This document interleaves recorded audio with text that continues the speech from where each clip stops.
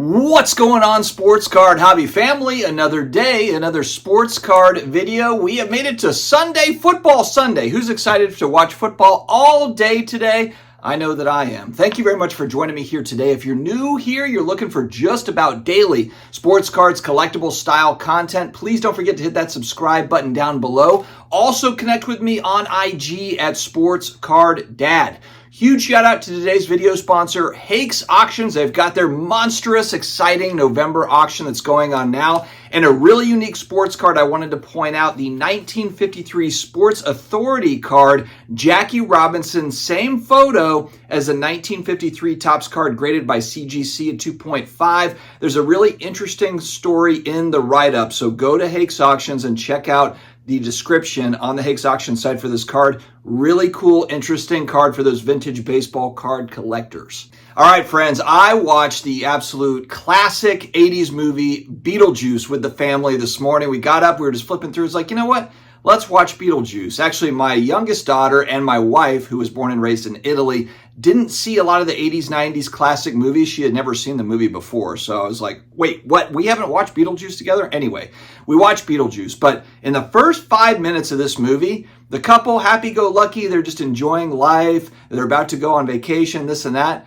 They die in the first 5 minutes of the movie. And then it kickstarts the adventure from there. And it made me think, and especially this, I know this is going to seem kind of funny, but so watching this movie and then thinking about the funerals we've had in our family. We've had 3 funerals in the last 3-4 months. It's just a constant reminder that we only get one shot at life. We only get one chance, and we don't know how long we're going to have. You know, we might be 92, like our grandparents that just passed away here this year, or tomorrow something might happen. Nothing is guaranteed. And so I always try to check myself on this too when I'm just like, oh, I'm getting stressed out about this, that, or whatever. It's like, man, should I really be this stressed out about it? And I think the same goes for sports card hobbying. Whether you're a collector, investor, speculator, or all of the above, or none of these, or whatever, it's kind of the same story. It's like, man, you only get one chance. So it's obviously buy what you like, but also there's a lot of in society of a keeping up with the Joneses, or what could I pick up that maybe other people on Instagram would think would be really cool,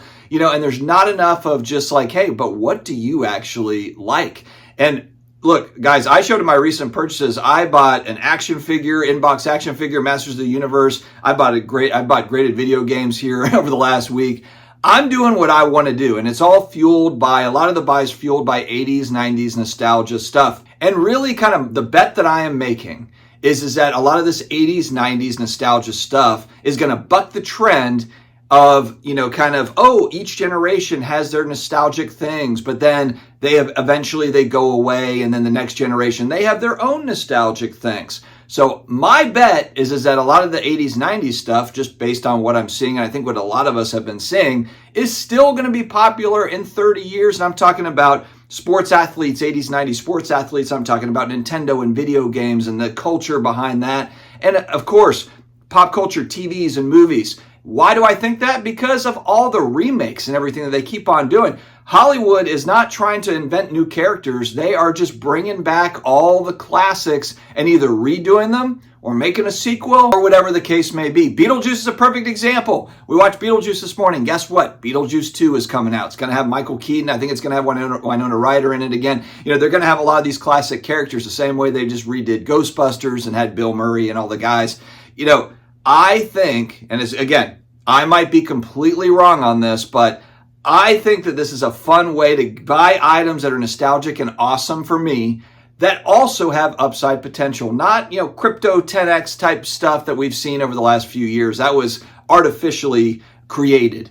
I'm not saying that, but I feel comfortable that a lot of the stuff that I'm buying is either going to hold value or it's going to kind of slowly build value over time, and there will be another kind of nostalgic boom down the road. And so maybe I'm crazy, maybe I'm wrong, but that's just kind of the fun bet that I have and enjoying it along the way. And I think a lot of people like me are also enjoying it. The thing we talk about all the time is just being interest rates are way high, prices have moved down on assets. There is a lot of items out there that are at 3-year, 4-year lows. A lot of it going back to pre-pandemic pricing, even lower sometimes, depending on what we're talking about.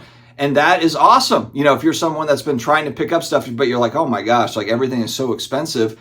we are now in the land of, hey, stuff is actually affordable again. So it's been a fun journey here certainly over the last 12 months in that regard. It's just stuff is becoming less expensive to pick up. Stuff is coming out of the woodwork. People are needing to sell, and there's more supply out there of really cool items.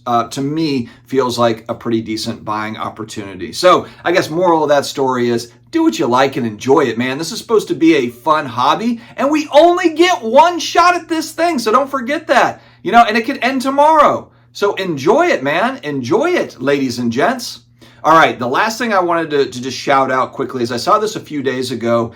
Topps released the design. I saw Sports Card Investor had posted this.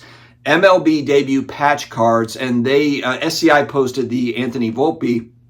And I just wanted to give a shout out to Topps. I'm not a baseball card collector or prospector. I do have some Barry Bonds stuff. I've got some Greg Maddux cards. I've got baseball cards here and there. But for the most part, I am mainly a football, basketball card collector and then non-sportsy type stuff.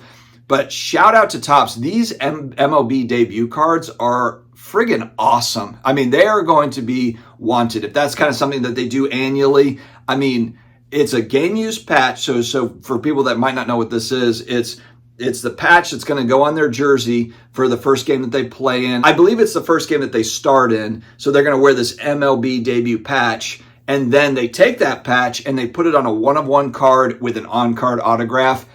I mean, it just looks really good. There's a gold foil around the patch. Now, hopefully we don't see any, 2-of-1s, 3-of-1s where miraculously we've got multiple debut patches. Please, God, let us not see that from Topps. But I just wanted to give a shout out to them that this card design is just perfect. It's got the one-of-one is prominently displayed in the bottom right. You've got the patch, the game use patch, that's right there, centered with gold foil around it. And then you've got a perfect on-card autograph. I mean, that's just, if you're looking at just how a card should be designed, I really like this design. Picture, patch in the middle, on-card autograph, one-of-one displayed bottom right. It's just like, man, a lot to like about that card. I can see why those will be big chase cards as we move forward. All right, guys, that's all I've got today. Enjoy your football Sunday. Stay healthy, stay awesome, and I will talk to you again later.